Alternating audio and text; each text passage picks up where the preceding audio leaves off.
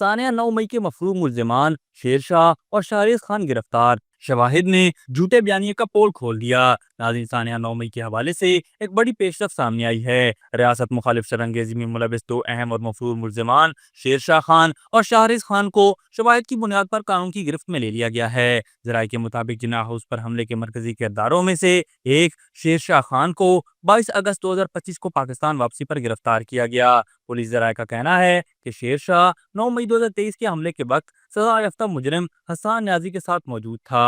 ثانیہ کے بعد وہ روپوش ہوا اور بعد ازاں لندن فرار ہو گیا، جہاں سے وہ 2 سال تک ریاست کے خلاف پروپیگنڈا اور ڈیجیٹل مہمات چلاتا رہا۔ پولیس کی FIR کے مطابق شیرشاہ جناح ہاؤس حملے، جلاؤ گھراؤ، توڑ پھوڑ اور پولیس وینز کو آگ لگانے اور پولیس اہلکاروں پر حملوں میں براہ راست ملوث ہے۔ جائے وقوع پر اس کی موجودگی کے ٹھوس شواہد ویڈیو ریکارڈنگز اور جیو فینسنگ کی صورت میں پولیس کے پاس موجود ہیں۔ پولیس نے عدالت سے شیرشاہ کی پولیگرافک ٹیسٹ اور مزید تحقیقات کے لیے 30 روزہ جسمانی ریمانڈ کی استدعا کی ہے۔ اسی طرح دوسرا ملزم شہریز خان بھی باقاعدہ شواہد کی بنیاد پر گرفتار کر لیا گیا ہے۔ شہریز کا نام ستمبر 2023 کی ضمنی رپورٹ میں بھی شامل تھا۔ 21 اگست 2025 کو اس کی گرفتاری عمل میں لائی گئی اور اگلے ہی روز یعنی 22 اگست کو اسے عدالت میں پیش کیا گیا۔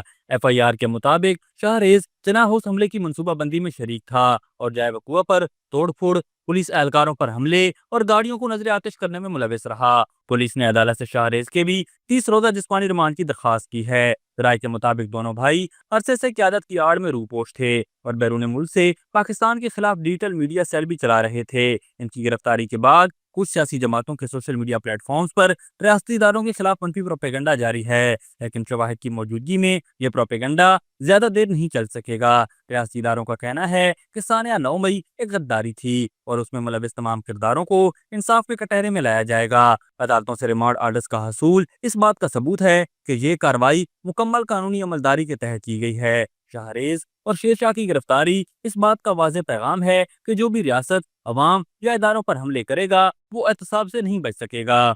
ابھی تک کے لیے صرف اتنا ہی۔ مزید دلچسپ اور تازہ ترین خبروں سے آگاہ رہنے کے لیے ہمارے چینل اسلام آباد انسائیڈر کو سبسکرائب کرنا مت بھولیے، اور اگر ہماری یہ ویڈیو آپ کو اچھی لگی ہے تو اسے لائک کر دیں اور اپنی قیمتی رائے کا اظہار نیچے دیے گئے کمنٹ سیکشن میں ضرور کریں۔